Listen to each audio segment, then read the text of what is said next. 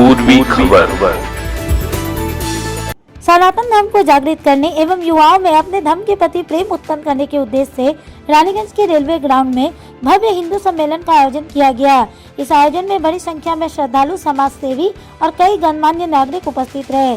सम्मेलन में सनातन संस्कृति के संरक्षण अध्यक्ष स्वामी प्रदीप्तानंद जी महाराज ने अपने विचारों से जनमानस को प्रेरित किया।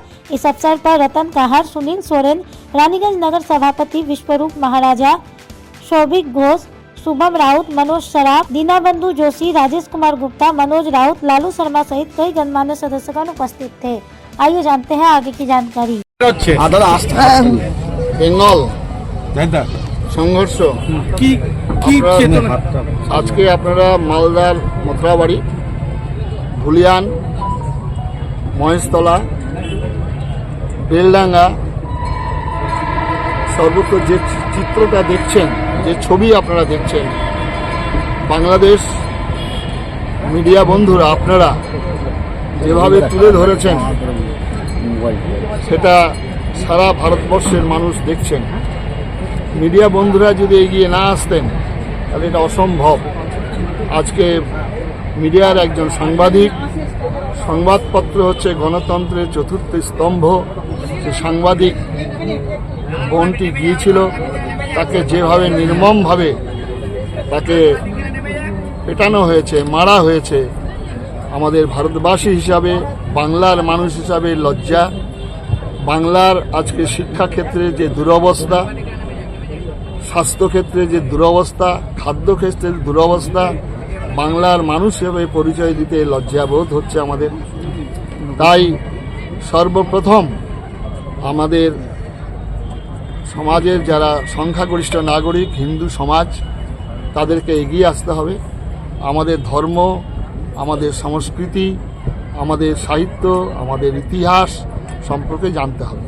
বাংলার মানুষ শিল্পে, সাহিত্যে, সংস্কৃতিতে, ধর্মে সবার উচ্চ স্থানে ছিল, মাথা কখনো নিচু করেনি।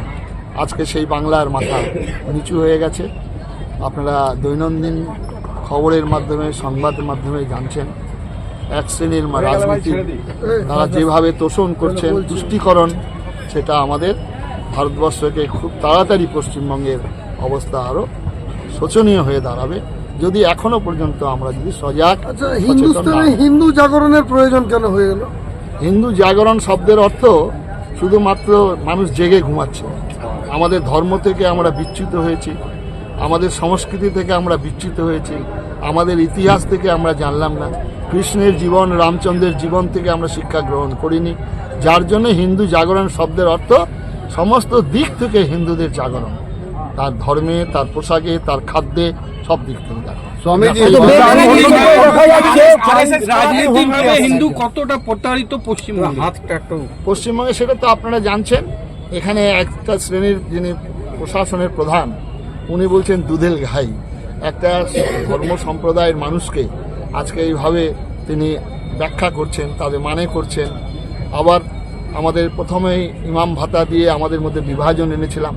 বাংলার বুকে আমরা যেটা জানতাম, নানা ভাষা, নানা মত, নানা পরিধান, বিবিধের মাঝে দেখো মিলন মহান, এটাই হচ্ছে ভারতবর্ষের, এটাই হচ্ছে ভারতবর্ষের গান, ভারতবর্ষের স্বপ্ন, ভারতবর্ষের মানুষের কথা। সেখান থেকে আমাদের ঘুরিয়ে দিয়েছেন।